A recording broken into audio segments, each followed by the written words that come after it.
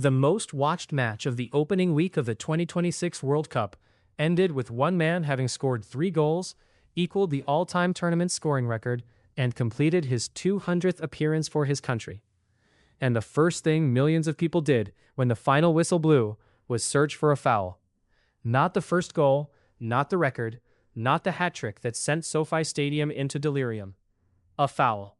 2 seconds in the 33rd minute, a defender on the ground, a referee who waved play on, and a VAR system that had every camera angle, every replay, every frame of footage it needed to intervene, and said absolutely nothing. That is what the football world woke up to this morning. Not the record, the clip. And the clip is not going away. To understand why this moment has exploded the way it has, you need to understand exactly what happened in those 2 seconds. Then, you need to understand who was standing over the VAR monitors when it happened. Then, you need to understand why the same referee who said nothing last night was also the referee who said nothing at the 2022 World Cup final. And then, only then, does the full shape of what occurred at SoFi Stadium on the night of June 17th come into focus. Because what is being debated this morning is not a marginal call. It is not a borderline decision that reasonable people can split on. According to 2 ESPN analysts, one former international footballer, broadcasting live on beIN Sports, and hundreds of thousands of fans across every platform on Earth, what happened in the 33rd minute was a red card. Clear, unambiguous. The kind of challenge VAR was invented to catch. And VAR caught it, reviewed it, and said nothing. That is the story, and it sits right at the center of a tournament that is already asking more uncomfortable questions about institutional integrity than any World Cup in recent memory. Let's go back to the 33rd minute.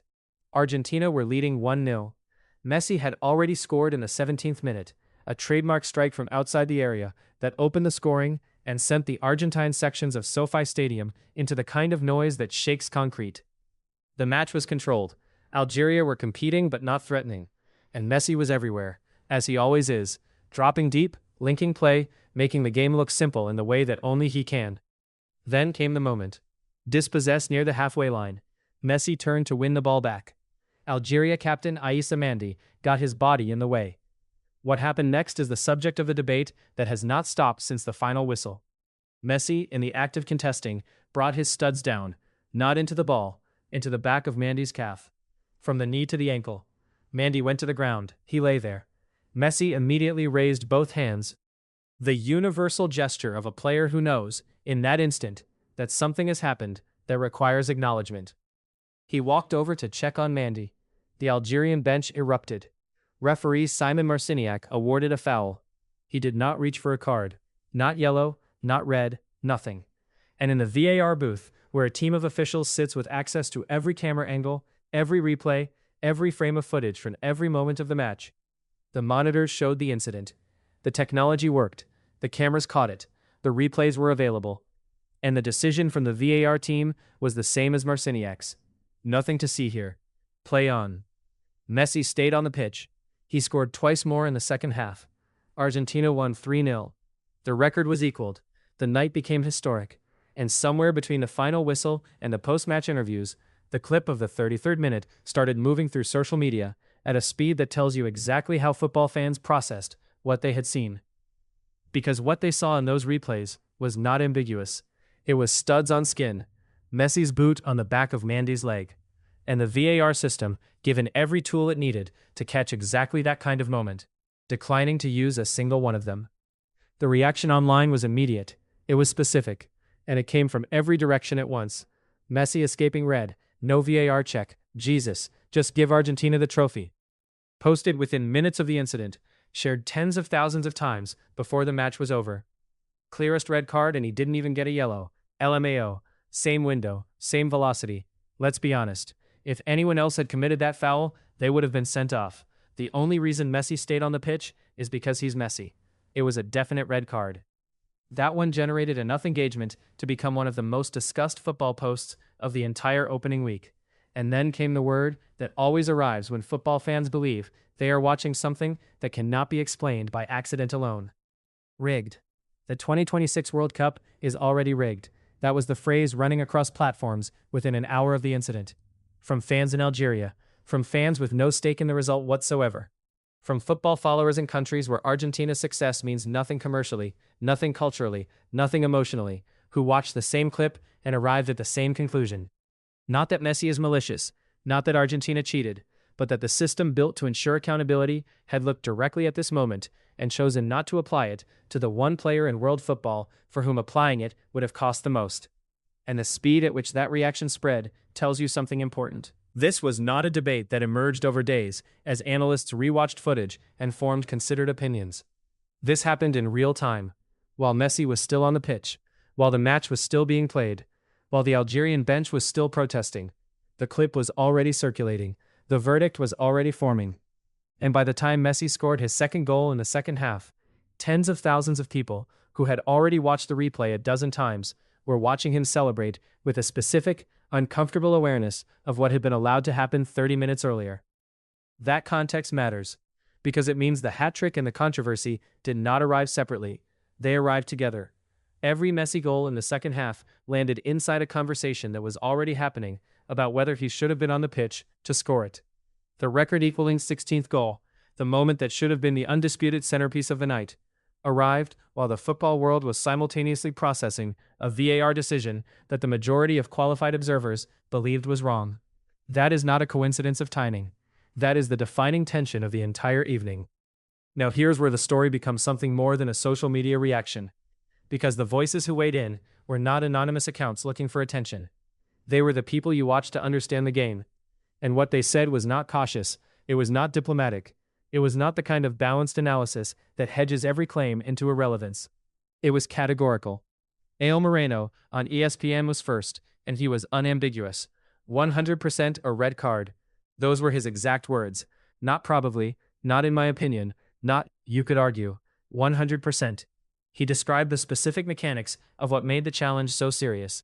The raking motion of the studs, the area of the leg targeted, the back of the calf, one of the most vulnerable and unprotected areas in football. The complete and total absence of any attempt to play the ball. The fact that you can see the severity of the contact from the live footage alone, before a single replay had been shown. Moreno said he did not even need the freeze frame to reach his conclusion. The live video was sufficient. Then the replay confirmed it. And then he said something that did not stay inside the analysis of a single foul. It plays along this narrative, he said, that great players get preferential treatment.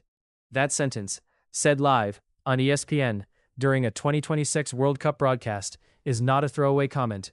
It is a television pundit, on the biggest football platform in the United States, on the opening night of the tournament's biggest match, saying directly that what had just happened fit a pattern. Not an isolated error.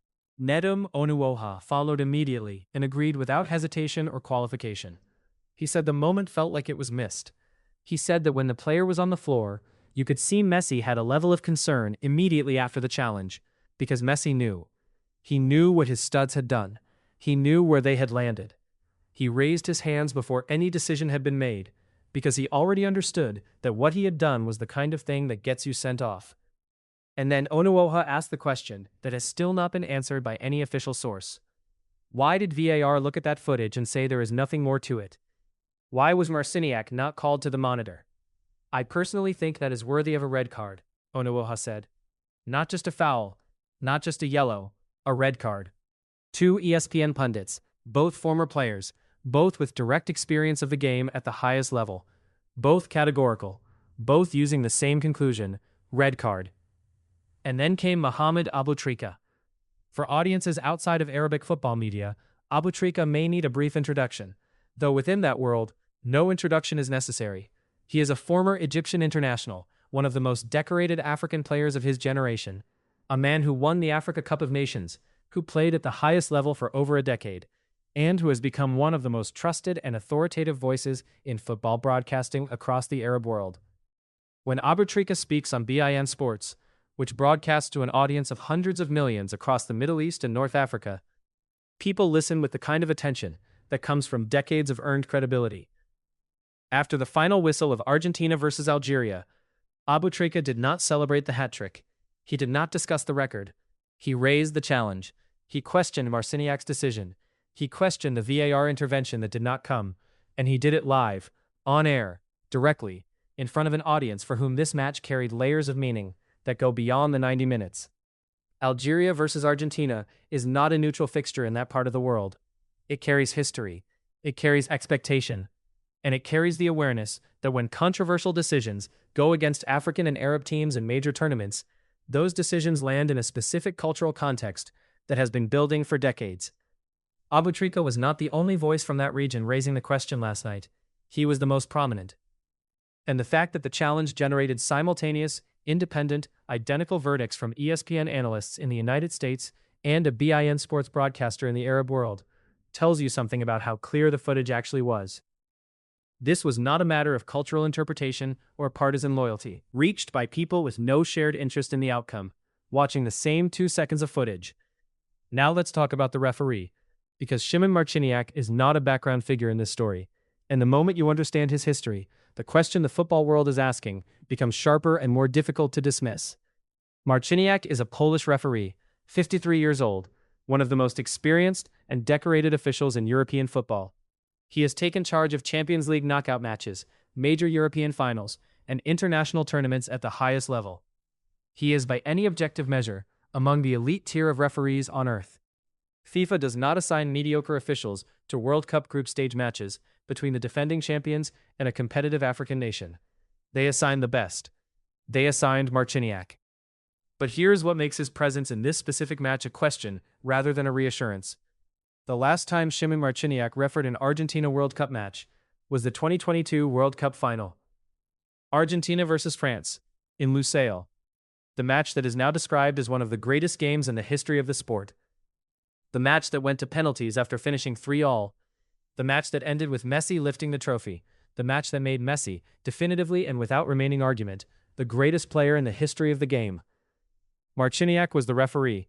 He controlled that final. He made every decision in a match that swung back and forth between the two greatest football nations on earth, in front of a global audience of hundreds of millions. He was trusted with the most important 90 minutes in recent football history. And when it was over, Argentina were the world champions. Now FIFA has assigned him to Argentina's opening match at the 2026 World Cup. The same referee, the same team, the same captain. And in the 33rd minute of that match, Messi makes a challenge that every qualified observer who has reviewed the footage believes warranted a red card. And Marciniak does not show one, and the VAR team does not call him to the monitor. These are facts, not interpretations. The question they raise, whether the familiarity between this referee and this team, built across the most consequential match either of them has ever been part of, created a psychological environment inside which accountability looked different, is not a conspiracy theory. It is a legitimate institutional question about referee assignment, psychological bias, and the structural decisions FIFA makes when choosing who controls its most important matches. FIFA selects referees for World Cup assignments through a process it describes as merit-based, rigorous, and independent.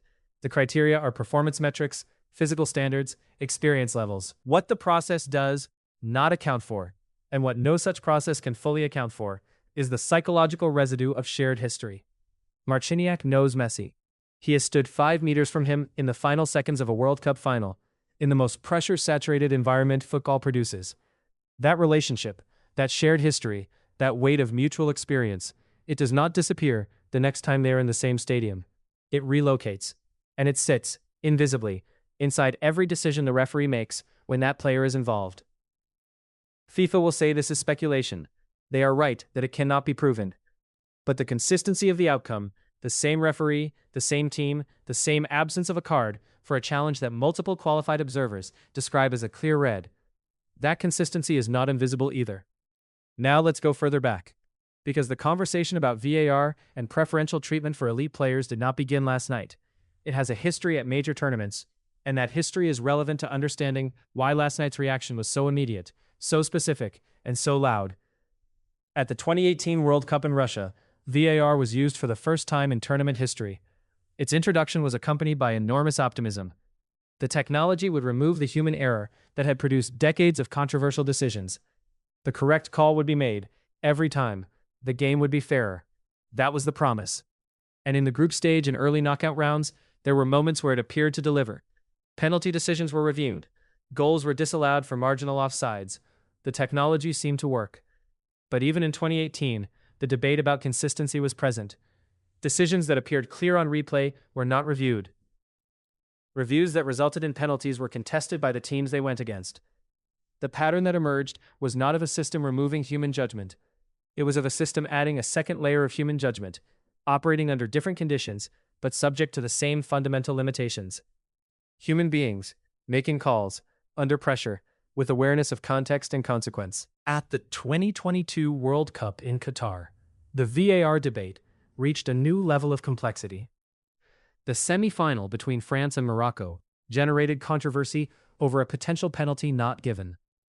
Multiple group stage incidents saw VAR's consistency questioned across different matches. And the general conclusion that emerged was not that VAR had resolved the fundamental question. It had relocated it. Because the fundamental question was never whether the technology could see the incident. It was always whether the human beings operating it would apply the same standard, regardless of who was involved. What VAR does in practice is add a checkpoint. But the checkpoint is staffed by humans who know everything the on-field referee knows. They know the score, they know who the player is, they know what a red card would mean for the match, for the tournament, for the narrative broadcasters have spent months building.